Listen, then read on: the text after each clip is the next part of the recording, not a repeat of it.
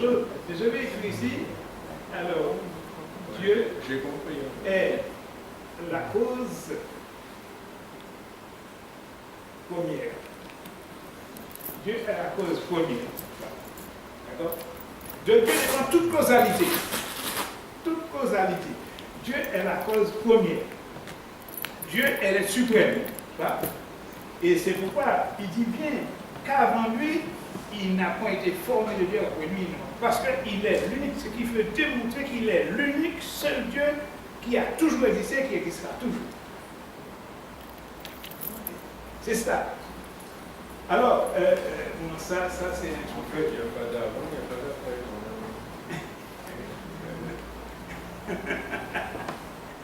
Je me fais rire parce que c'est bon, c'est pas vrai. Nous, la manière dont tu dis ça, je suis obligé de rire. Non, mais en fait, Dieu, quand il le dit, pourquoi? Dieu connaît toutes choses. Et Dieu savait déjà que les hommes, en fait, trouveraient des. C'est pourquoi il dit, n'est-ce pas, ici, il dit,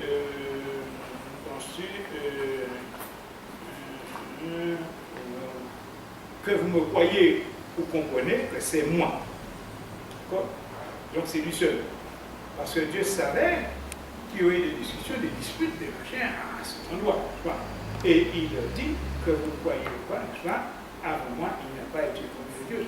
Parce que, vous savez, et d'ailleurs, il y a une parole, pardon, on dit, mais qui a créé Dieu? Dieu est là, non? Qui a créé Dieu? D'où vient Dieu? Ben, lui seul est capable de dire. Lui seul. Mais il nous est dit que Dieu existe de par lui-même. Personne ne l'a créé, il a donné naissance. Il existe de par lui. Mais par contre, comme nous avons dit tout à l'heure, il a fait sortir de lui, n'est-ce pas, un fils, n'est-ce pas? Il a engendré ce fils. Vous voyez? Qui n'a pas pris naissance comme un enfant né d'un homme et d'une femme.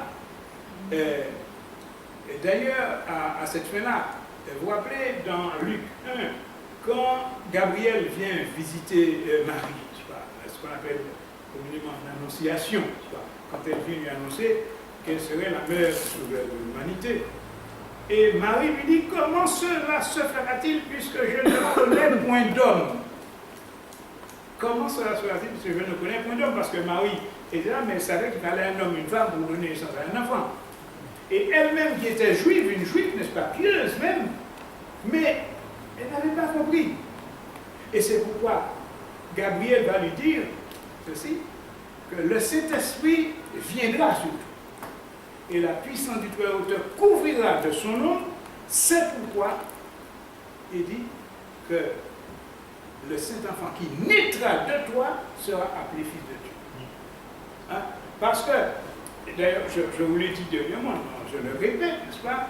Vous vous rappelez qu'à l'âge de 12 ans, où Jésus disparaît, là, Marie et Joseph qui cherché tout partout, et puis 3 jours après la paix, il le découvre entre les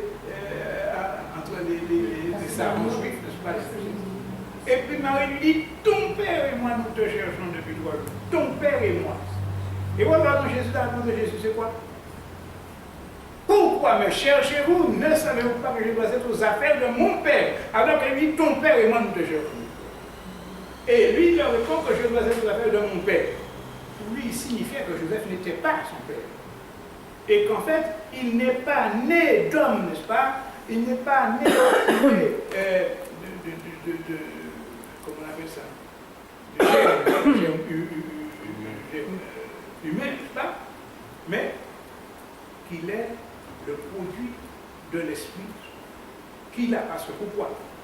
Alors, ça nous allons voir maintenant, dans l'éternité de Dieu. Comme il ne peut pas mourir, qu'est-ce que Dieu va faire? Et là, nous allons arriver à ce que je disais là, en fait. Bon, comme Dieu est éternel, alors nous avons dit que Dieu ne peut pas mourir. Donc, moi j'ajoute que, en fait, ce n'est pas la peine d'écrire, c'est une impossibilité que Dieu peut mourir. C'est une impossibilité que Dieu meurt. Et en raisonnant même est-ce que celui qui a crié, j'ai un